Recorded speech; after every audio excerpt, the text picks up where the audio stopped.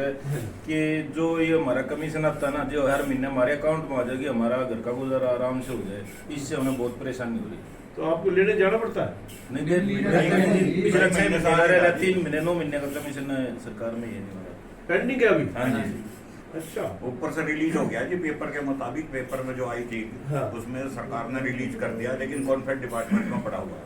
अच्छा, अभी तक नहीं मिला आपको? अभी नहीं मिला। ओके, 2 समस्याएं आपने बताई। एक समस्या तो ये बताई कि आपको राशन देर से मिलता है। हाँ जी। दूसरी तो समस्या ये बताई राशन तो मिलना चाहिए सर, बांटने के लिए। ठीक है। दूसरी ये बताई कि आपको जो कमीशन मिलती है वो टाइम से नहीं मिलती। टाइम से नहीं मिलता जी, हर महीने मिलना चाहिए जी, हमारा अपना अपना घर का गुजारा। गुजारा हो जाए जी। और किसी भाई की कोई समस्या बताइए जैसे। हमारा परम सौभाग्य है कि काफ़ी लंबे अरसे के बाद किसी जनप्रतिनिधि श्री बत्रा जी ने हमारे रिपोर्टरों को बुलाया है ताकि हम अपनी कठिनाइयाँ, अपनी समस्याएं उनके सामने रख सकें और उनके हल प्राप्त करने की दिशा में हमें मदद कर सकें। इससे पूर्व हमको ही रायतें मिलती थी, लेकिन हमारी सुनने वाला कोई नहीं था। आज बत्रा जी ने हमारे को बुलाया है, हम इनकी भी खूब सुनेंगे और अपनी भी बताएंगे। बत्रा जी, जैसा कि भाई गौतम ने कहा, सबसे बड़ी समस्या है ये कि राशन टाइम पर नहीं मिल रहा। सरकार की हिदायत है कि अप्रैल का राशन 31 मार्च तक डिपों पर पहुंच जाना चाहिए, मगर दुर्भाग्य ये है कि अप्रैल का राशन 30 अप्रैल तक, यानी up to the last date of the month depot पर पहुंचता है। अब ये बताइए डिपो होल्डर कैसे उस राशन को बांटेगा। दूसरे सबसे बड़ी समस्या क्या है कि पब्लिक के अंदर इसके अंदर होता है रिजेंटमेंट। कैसे होता है रिजेंटमेंट?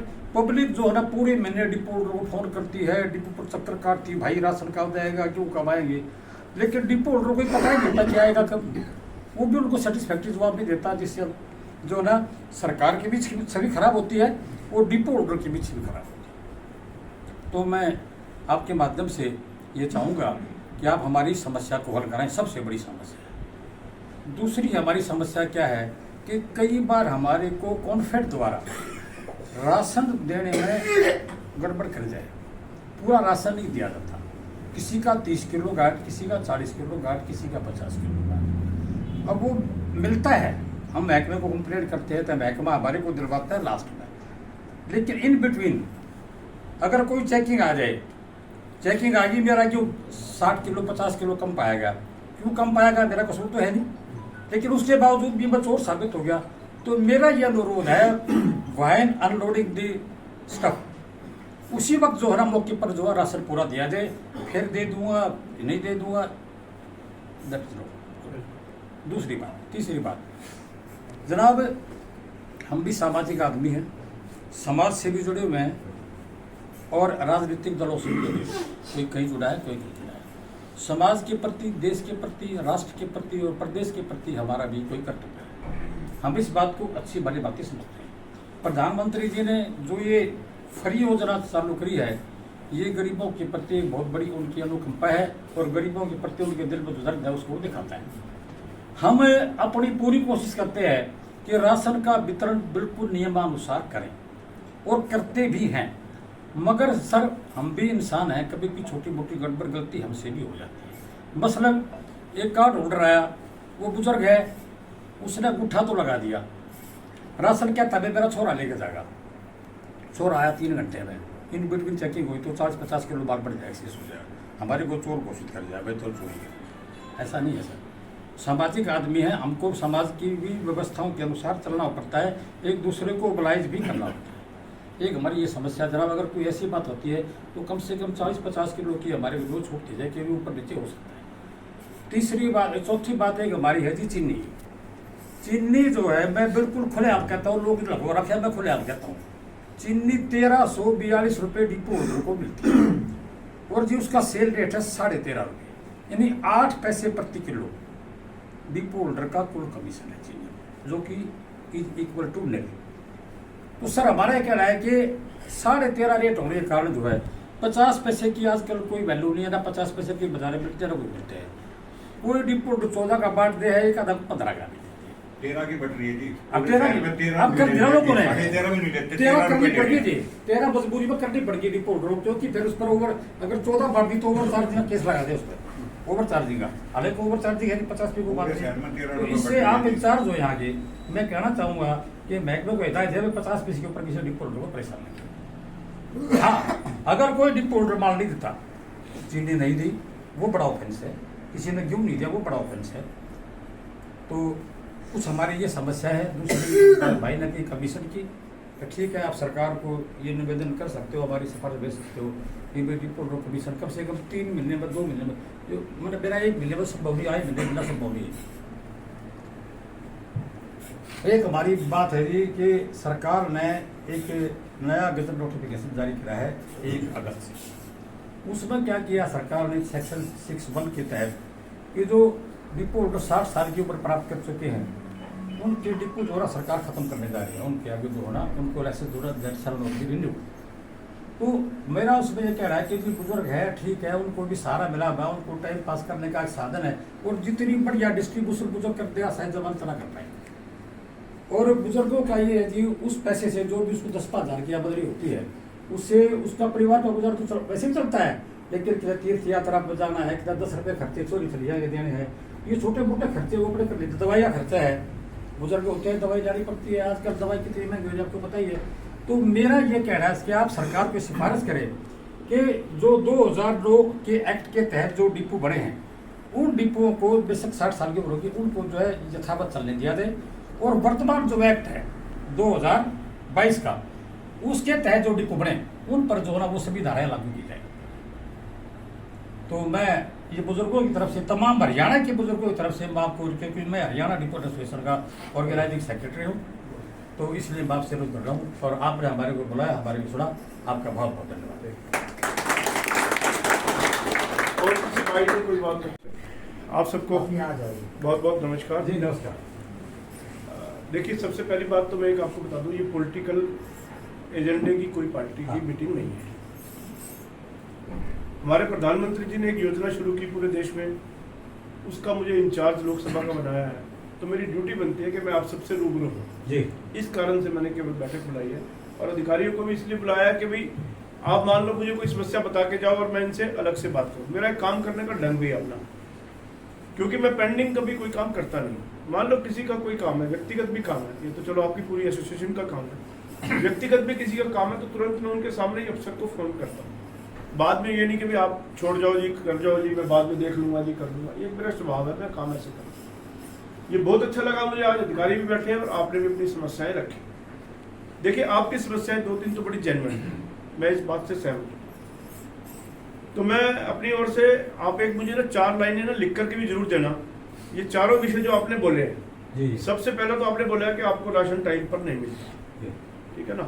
इस विषय में हमारे साथ हमारे अधिकारी यहाँ पर मौजूद हैं, दीपक जी, ये आपको भी बताएंगे भाई राशन क्यों लेट मिलता है। और दीपक जी, मैं अपनी तरफ से भी आपको कह रहा हूँ कि अगर आपको कोई दिक्कत है उसमें, या कहीं से आपको टाइम पर नहीं आता, तो आप मुझे बताएं किस ऑफिसर को कहना है, कैसे कहना है, मैं उनको कह करके। देखिए, जब राशन का टाइम पर नहीं आएगा तो ये बांटेंगे टाइम से कैसे, और जनता कैसे उसको मिलेगी। अब मान लो किसी घर में 1 तारीख को राशन खत्म हो गया और उसको राशन मिलेगा अगली 30 तारीख को, तो 30 दिन वो कहाँ जाएगा जी। तो आपकी समस्या बहुत जेन्युइन है, एग्री करता हूँ मैं आपकी बात से, और मैं डिपार्टमेंट से भी कहूंगा कि भाई ये अपना सुनिश्चित करें कि किस तारीख तक इनका राशन पहुंच जाएगा। आपके लेवल से ऊपर की बात हो तो आप मुझे बताओ, ताकि मैं ऊपर के अधिकारियों से बात करूं। भाई समय पर राशन नहीं दोगे तो बटेगा, समय पर कैसे बटेगा।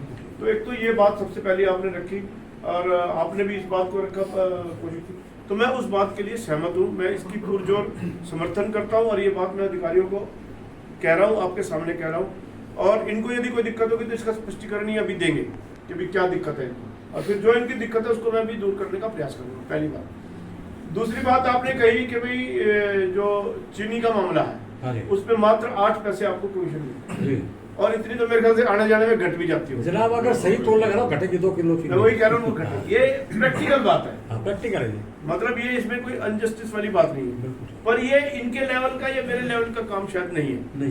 ये मैं ऊपर मंत्री जी को कह के, और जो इसमें सुधार हो सकता है क्योंकि ये छोटे लेवल का काम नहीं, ये होगा तो पूरे हरियाणा के लिए होगा। अगर मान लो कमीशन बढ़ेगी या कुछ भी होगा, पर एक इस काम के लिए आपको अननेसेसरी डिपार्टमेंटल कोई परेशानी ना आए, इस बात की मैं चिंता कर लूँ सोनीपत के लेवल में। ठीक है, जो आपने कही, जब तक ऊपर से कुछ बात नहीं होती है तब तक ये है कि भाई आपको यहाँ पर लोकल में अधिकारियों से कह के और आपको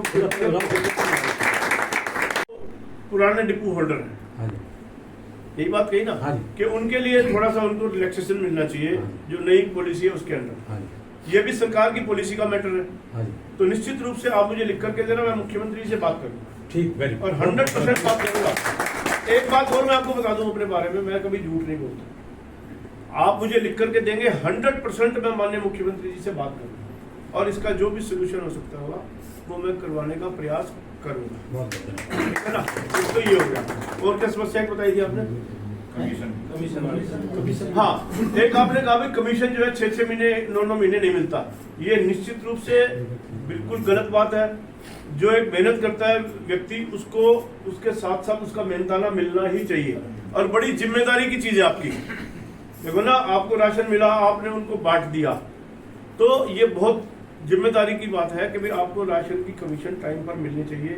ये भी बात आप मुझे उसमें लिख करके देना, जी जी, मुख्यमंत्री जी को एड्रेस करना आप लेटर, जी, जी। और मुझे देना, मैं अपनी स्टैंप लगा करके बकायदा मैं माननीय मुख्यमंत्री जी को दूंगा और इस बात का भी सुनिश्चित करूंगा कि भाई आपको ज्यादा से ज्यादा 3 महीने के अंदर अंदर कमीशन आपको मिल जाए। बहुत बहुत धन्यवाद, बहुत धन्यवाद।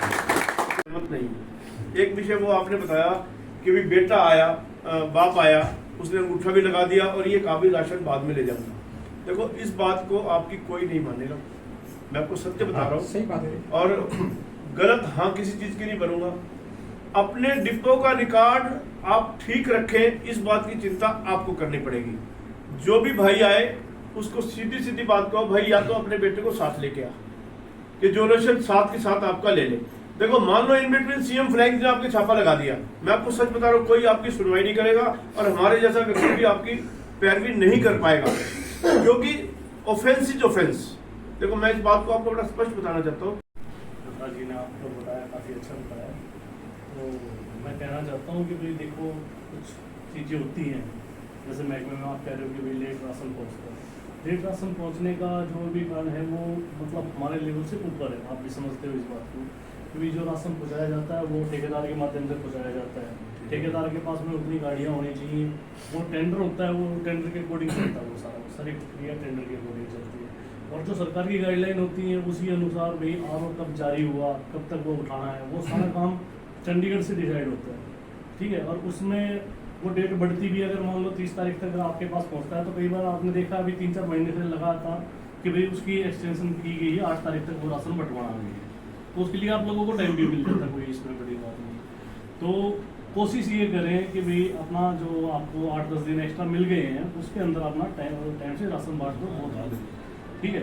लेकिन हम कोशिश करेंगे, हम अपने सर को भी इस बारे में कई बार अवगत करवा चुके हैं कि भाई जो राशन है ना वो 1 महीना पहले एडवांस दिया जाए आप लोगों को तो बेटर होगा। लेकिन वो चलो ऊपर ज़्यादा हाई लेवल का मैटर, हम उसमें बोल नहीं सकते कि भाई जो चंडीगढ़ से डिसाइड होना है उसमें हम क्या कर सकते हैं। बाकी हम आपकी बात को आगे और पहुँचाएंगे, इस बात को आगे और पहुँचाएंगे।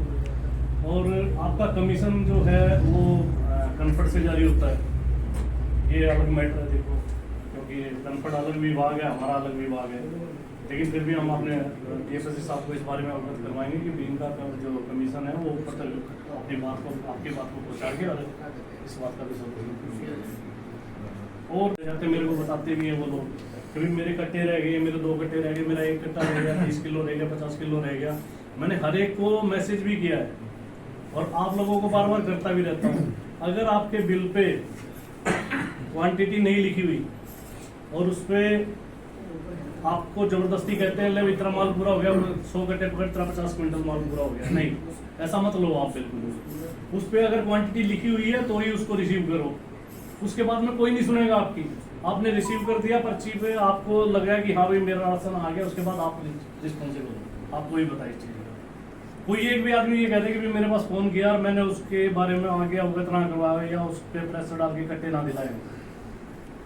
आप सबको बताया भाई किसी के रह भी गए तो हम उसके ठेकेदार पे प्रेशर बढ़ा के भाई पहले उनके कट्टे दे गया, उसके बाद में मेरे से बिल सेंड होगा, ठीक है। और वो पहुंचाता भी होगा, फिर भी किसी का रह गया हो तो वो फिर भी नोट करा दे मेरे को, और मैं उस बात को आगे पहुंचा के और उसके कट्टे दिलाने की कोशिश भी करूँगा, किसी का रहता है। माल कन्फर्ट वहाँ से पूरा भेजती है, आपका बिल जो होता है उस बिल की बात हम कभी लेते भी नहीं है। डिपो होल्डर हैं, इनका जो मुख्य शिकायत है, जो इन्होंने सबसे पहली शिकायत बताई है कि समय पर जैसे गेहूं नहीं आता। क्योंकि कारण क्या है, जो गेहूं लेने जाता है वो बहुत ही गरीब व्यक्ति है। देखो सर, बहुत ही शेड्यूल कास्ट और बेचारा गरीब होता है, और वो ये सोच के जाता है, जैसे बत्रा जी ने भी कहा कि यदि 10 दिन भी लेट हो गया, 1 दिन भी लेट हो गया, वो डिपो वाले से ऐसे लड़ता है जैसे डिपो वाला इनका माल खा गया है, जबकि उसने खाया नहीं है, क्योंकि आया नहीं है। और अभी आपने बताया कि जो माल पहुंचता है वो ठेकेदार के द्वारा पहुंचता है। सर, यदि आप इनका जो माल है थोड़ा पहले पहुंचा दें तो इनका मन भी संतुष्ट रह जाएगा, और जो आएंगे इनसे लेने वो भी संतुष्ट होकर जाएंगे, क्योंकि इन्होंने देना और उन्होंने लेना भी है। सर, मैं बताता हूँ जी, देखो आरओ बनता है इन लोगों का, तो आरओ जो डेट होती है आरओ की वो लगभग 15-20 तारीख के लगभग होती है, फिर वो एक्सटेंशन हो गया, आगे डेट बढ़ जाती है उसकी। तो इसमें तो आप यानी कहने का मतलब हाई लेवल का मामला है, ये हमारे हाथ में नहीं है। आरओ बनाना, आरओ रिलीज करना चंडीगढ़ से होता है, और जो वहाँ से जिस डेट में वो होगा, अगर मान लो लास्ट डेट में आएगा तो उसके लिए इनको एक्सटेंशन मिल जाती है, उतना ही इनको टाइम पीरियड फालतू मिल जाता है 8-10 दिन का, कि भाई इसमें भी ये अपना राशन बांट सके। अगर कोई पिछले महीने मान लो जनवरी का हुआ है, फरवरी का हुआ है, अब मार्च का भी हुआ है, इनमें लेट आया राशन, तो इनके लिए 8 दिन एक्स्ट्रा दिए गए, 8 तारीख तक इनका राशन बढ़ाया गया है कि भाई 8 तारीख तक ये राशन बांट सकते हैं। सर ये बात आप समझ गए हैं, ये डिपो वाले, लेकिन जो आम जनता है ना सर, वो आप ये सारे बैठते हैं डिपो वाले, वो इनके कपड़े फाड़ देते हैं। सर, हमने खुद मौके पे हमें बुलाते हैं लोग। देखिए कौन सर, समझते हैं, देखो किसी के घर राशन नहीं जाएगा, थोड़ा इसमें आप अगर चेंज कराओ तो इन लोगों की सबसे बड़ी दिक्कत दूर हो जाएगी सर। नहीं, इसके विषय में आप थोड़ा सा जी। देखिए, इनके जो एसोसिएशन के प्रधान है जन साहब, इनको कहता हूँ कि आप ये सारी 3-4 समस्याएं जो आपने बताई हैं मुझे लिख करके दो। बत्रा जी को डिपो धारकों की समस्याओं और जनता की तरफ से कुछ सुझाव बत्रा जी की सेवा में निवेदन किए जा रहे हैं, और हमें उम्मीद है कि बत्रा जी इन तमाम समस्याओं को माननीय मुख्यमंत्री जी के सामने उठाकर और इन समस्याओं का निदान कराने का पूरा प्रयास करेंगे। और मैं डिपो होल्डर एसोसिएशन की तरफ से ये आश्वासन देता हूँ कि हम वितरण में किसी किस्म की कोई कोताही नहीं करेंगे, और प्रधानमंत्री की जो योजना उसका पूरा लाभ जनता को प्रदान करेंगे। धन्यवाद।